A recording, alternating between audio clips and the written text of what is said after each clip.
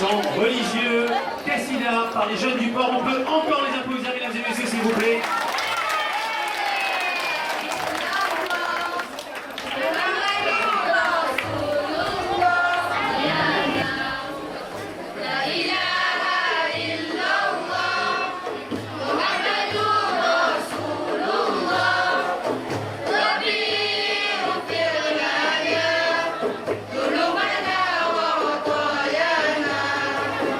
C'est un appel à tous mes frères.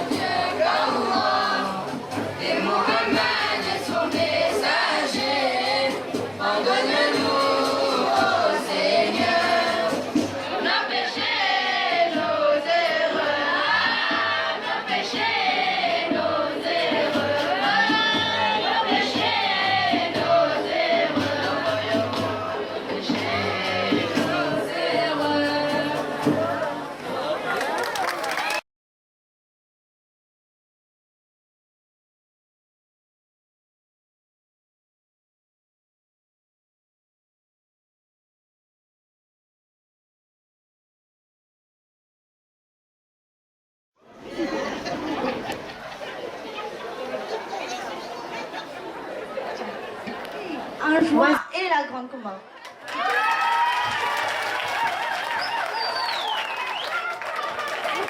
Et qu'est-ce que nous cherchons ici? Ah, ma fille, c'est une très longue histoire. Tes parents ne te parlent pas de leur pays? Non, pas du tout. C'est pour ça que je suis perdue. Je ne sais pas si je suis française ou comorienne. Tu es les deux à la fois. Il faut absolument que tu maîtrises les deux cultures. Sinon,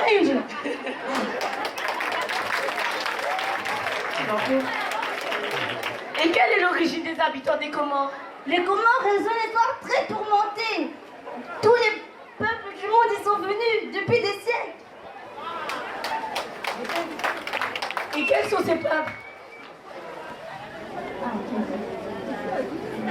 Je me rappelle plus, hein, laisse-moi.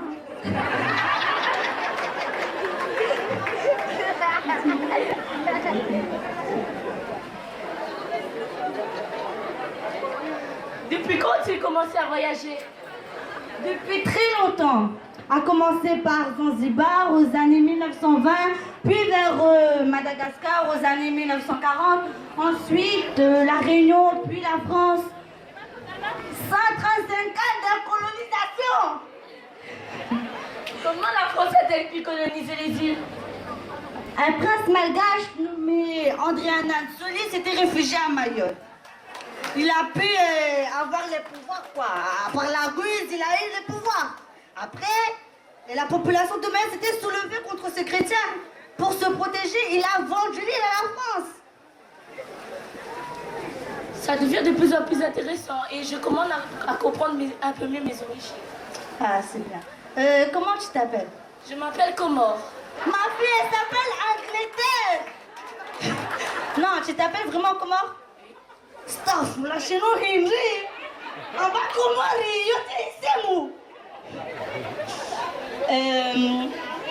C'est bien, je comprends pourquoi tu voulais connaître un peu ton pays. Maintenant, je pense que tout ira bien. Oui, mais il faut que je connaisse davantage mon pays. Oui, parce que tu es née à La Réunion, ton pays natal, et tu es franco-comorienne. Bon, je dois y aller, là, il y a les bus qui m'attendent. Donne-moi mon... Ah, imbécile. Au revoir. Allez, bye bye.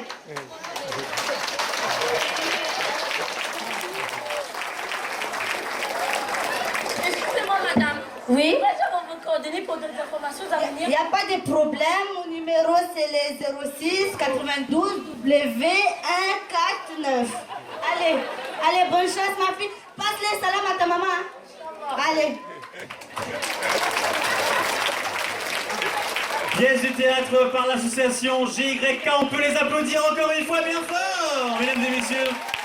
Vous avez été bien attentionnés à cette belle pièce de théâtre. Merci. On va les applaudir encore une fois bien fort, toute l'association GYK.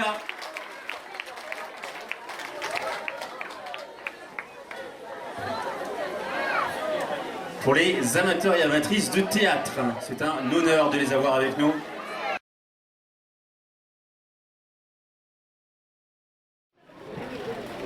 Autrefois, il y avait beaucoup moins d'idiots qu'aujourd'hui. Quand ils en trouvaient quelque part, aussitôt on le chassait du village. Aujourd'hui, par contre, il faudrait chasser la moitié du village. Et encore, cela ne suffirait pas. Comment se fait-il qu'il y en ait tant? Comment se fait-il? Voici comment les choses se passèrent. Un jour, 3 idiots qu'on avait chassés pour leur bêtise se retrouvèrent à une croisée de chemin et se dirent, en réunissant l'intelligence d'une trois têtes stupides, et ils poursuivirent leur chemin ensemble. Peu de temps après, ils arrivaient devant une cabane d'où sortit un vieil homme. « Où allez-vous » demanda celui-ci. Les idiots haussèrent les épaules en disant « Là où nous porterons nos jambes, on nous a chassés de chez nous pour notre bêtise. » Le vieux répliqua « Alors entrez, je vais vous mettre à l'épreuve. » Il avait 3 filles toutes aussi bêtes et se montrait donc compréhensif. Le lendemain, il demanda au premier idiot « Va à la pêche » et au deuxième « Va dans les forêts et tresse des cordes » et au troisième « Et apporte-moi des noix de coco ». Les 3 idiots prirent un caronnet, une hache et un bâton et se mirent en route. Le premier s'arrêta au bord d'une mare et se mit à pêcher. Quand le caronnet fut plein,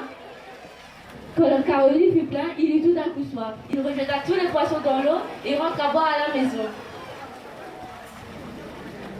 À son arrivée, le vieux lui demanda « Où sont les poissons ?»« Je l'ai rejeté à l'eau parce que la soif m'a pris et j'ai dû rentrer vite pour me désaltérer. Le vieux lui demanda « Mais pourquoi n'as-tu pas bu à la main? Tiens, je n'y ai pas pensé. » Le second idiot lui demanda... Pendant ce temps, le second idiot avait tressé un tas de cordes et s'apprêtait à rentrer lui aussi. Il s'aperçut qu'il n'y avait plus de cordes pour apporter son tas. Alors, il rentra à la maison. Le vieux se fâcha encore. « Mais où sont les poissons?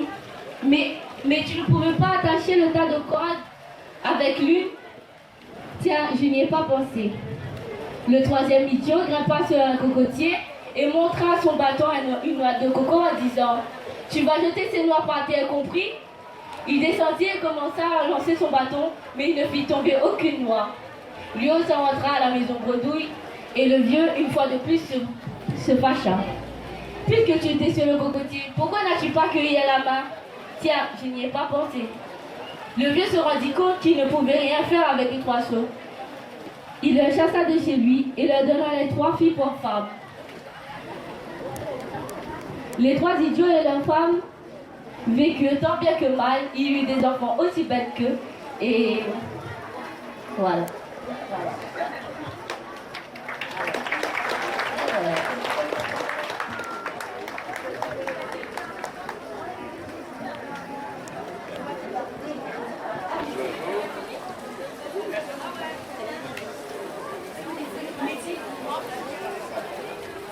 La vieille dans le rôle. Sola dans le rôle de la vieille. On peut applaudir bien fort, mesdames et messieurs, s'il vous plaît. Aïn dans le rôle de la jeune. Très jeune. Souraya dans le rôle du narrateur. Fatumia dans le rôle de la grand-mère. Et Najima dans le rôle de l'enfant. Wassalamu alaikum wa rahmatullahi wa barakatuh. Magnifique, franchement, bravo, très belle pièce de théâtre. Il y a eu de l'entraînement derrière, croyez-moi, l'association GYK, que je remercie.